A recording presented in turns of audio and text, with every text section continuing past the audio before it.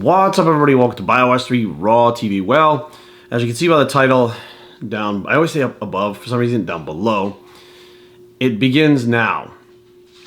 So let's back it up for a second. So I got a bunch of emails after I posted a video from this past weekend from the American Fit Expo, where I was wearing my basketball jersey, and people were like, they actually sent me messages like, Jerry, are you okay? Like, you lost a lot of weight. Like, you know, you're shrinking. Is everything okay? Like, are you sick? And I'm like, no, I'm not okay. Like, what the fuck? Like, so, no, I'm not okay, right? I tore my pec, you know, which, I mean, I'm okay. But, no, I'm not, like, you know, where I should be. I'm not, you know, let's back it up again, okay? So, yes, I'm okay. I have a torn pec, and that is leading me to where I'm at today and what this video is about. So, I figured now would be a good time to put the videos up because I've been doing it all along, but I wanted to make sure I had enough footage to be able to put up. And as I started to make a plan, formulate a plan with the torn pec, I had spoken to Dorian Yates. I was actually on the phone with Kevin Lavroni when I was going from the gym to the hospital with the torn pec. Dave Taylor. So, I mean, there's so many people that I kind of bounced off like what I should do and kind of really took that into account. But I tore my pec on a Tuesday. Matter of fact, it was 10 weeks ago today. Matter of fact, 10 weeks ago today, I tore my pec. And we were on the way to the hospital. That was a Tuesday. Wednesday, I took the day off, formulated the plan, which is my normal day off. Like, I normally take Wednesdays off. So I didn't even really miss a day at the gym. Thursday, I was back in the gym training legs. And what you guys are about to see now is week 1, 2, and I'll you know, basically kind of put up little things to let you know where it's at. My body weight today is 197 pounds, which I think when I got injured, I was about 205. So I've come down quite a bit of weight, and it's muscle. You know, to be honest with you, it's 100%. It's totally muscle, and it was by design. So speaking to Dorian Yates, he was talking about the contralateral training. Like, we had a big discussion about it. Like, when he was getting ready for the Olympia, I was like, you didn't, like, train it all that last 4 weeks? He's like, no, I trained one side of my body. And we went through this whole big thing, and I was like, okay, well, you know, Dorian was training to maintain his mass going up to the show, which is something totally different than what I'm going through. So I formulated the plan after speaking to a few people that I needed to bring down, you know, if I'm going to train my right side while this side is immobilized, I need to bring down the weight that I'm using drastically and reduce my macros to get my whole body to shrink together. I wanted my symmetry to stay the same rather than having one side that completely atrophied for not being able to use it and then the other side looking normal. I was like, what if I could just bring all my symmetry down? Like, nobody was really talking about that. So, like, let's say, just for instance, if I'm pressing 60-pound dumbbells for shoulders, I dropped them down to 10-pound dumbbells.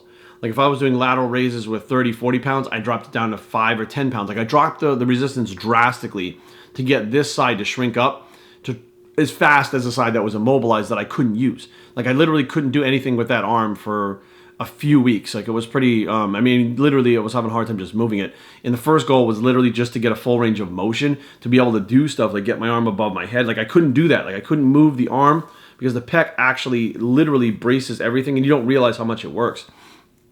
So I shot these footage daily in my workouts for Instagram.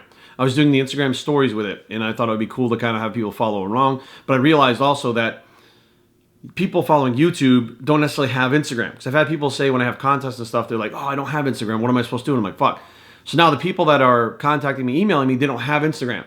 So they automatically think I'm sick, I'm fucking dying, like something's going on. And I'm like, first of all, thank you for even giving a shit. Okay, thank you for emailing me and having any fucking inquiries whatsoever as to my health. I appreciate it a lot. But I know you guys know that I tore the pec. But the plan itself was to bring everything back down, let the pec heal, and then bring everything back up again together. So it's not what normally happens with an individual, which normally just that one side atrophies and they keep training this side and they, you know, they get the cast off or whatever. In my case, the sling off. And next thing you know, like, you have this little baby arm, it's all shrunk up and shit. Well, this one's big and strong. Well, I didn't want that. I wanted my symmetry to be the same. So when I'm walking around, because the pec, you know, it's been 10 weeks and I was literally, I don't know where I'm at now in my recovery, but I was literally about 3 months ahead with what I was able to do. The doctors were just like, fuck, you should be able to do this in this amount of time. I just like surpassed that crate, like blew that right away. But now what happens is like that pec actually has to heal and scar up to where it can be able to use the types of weights that I want to use and I need to use to get my physique back to where it was. And there's nothing I can do to move that. Like, you know, the body's going to heal as fast as it's going to heal. And you know, I'm making sure that I actually take in all my amino acids, my collagen. I'm using TB500 from Titan Medical, which I get a prescription from the doctor. It's not the peptide bullshit from these websites. Massage therapy, stretching, physical therapy. We bought one of these things called the Pure Wave. It's like a massage thing that like it vibrates so much that like in slow motion you can see the skin like moving around and shit. But it's like a deep tissue massage that you can use yourself, so that you don't have to have somebody constantly in there every day. You can do it yourself to warm up before the workout, which actually improves blood flow, and then after the workout to start speeding recovery. Like I've used that thing. Like I've done just about everything that I could to get it to heal as fast as possible, and now it just takes a little more time. And there is no time frame. It is what it is. When I can start training heavier, which, you'll see the videos here. Like I start out pretty much at 205, and you'll see me just shrink up over time. The lighter weights, using some bands and lighter weights. And then as we get towards, this is going to probably be a video series because there's plenty of workouts, and I'm continuing to film them.